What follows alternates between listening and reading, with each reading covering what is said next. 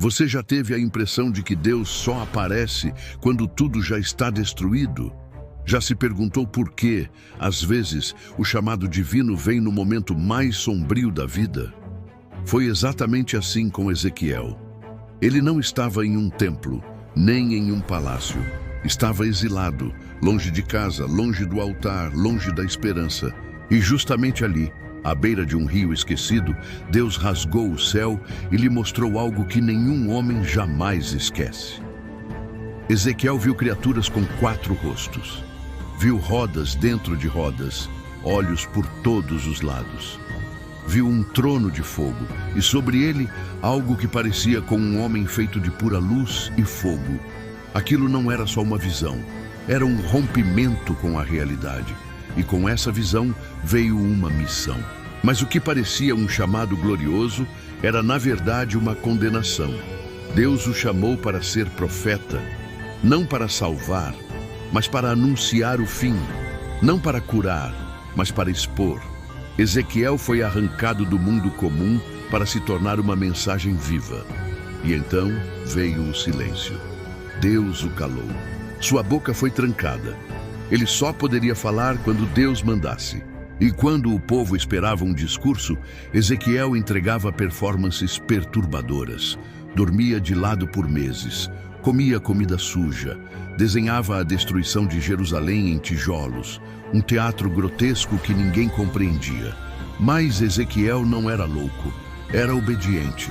Sua missão era viver o juízo antes que ele chegasse.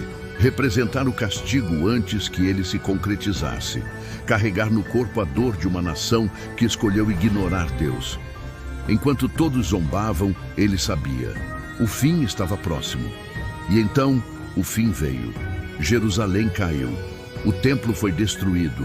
O povo foi massacrado. Tudo o que Ezequiel havia anunciado aconteceu com uma precisão assustadora. Mas não houve alegria, nem eu avisei. Só o silêncio sufocante da tragédia. O profeta, distante da cidade, sentiu o colapso na alma. Viu em visão o Espírito de Deus se afastando do templo. Não era só o fim da cidade, era o fim da aliança, o fim da comunhão. E quando não havia mais nada, Deus o levou ao vale. Um vale de ossos secos, ossos espalhados, mortos, esquecidos. E ali Deus perguntou: esses ossos podem reviver? Ezequiel não sabia, mas obedeceu, profetizou, e os ossos começaram a se juntar. Tendões, músculos, pele. Depois veio o Espírito, e os cadáveres se tornaram um exército em pé. Era grotesco, mas era um milagre. A esperança havia nascido no meio da morte. Ezequiel entendeu, ainda havia uma chance. Mas essa esperança exigia fé cega, coragem absurda e obediência absoluta. E então, quando parecia que já havia suportado tudo, Deus o quebrou mais uma vez. Sua esposa morreu e ele não pôde chorar, não pôde lamentar, não pôde nem derramar uma lágrima, porque Deus o usou até o fim como metáfora. A morte dela simbolizava a morte do templo. Da intimidade com Deus, Ezequiel foi obrigado a transformar sua dor mais íntima em mensagem pública. Ele ficou de pé, calado, firme, não por força, mas por fé. E essa é a essência da sua história. Ezequiel não foi um profeta de vitórias, foi um profeta de perdas, de silêncios, de visões que ninguém queria ouvir, de mensagens que não salvaram, mas que serviram como testemunho eterno.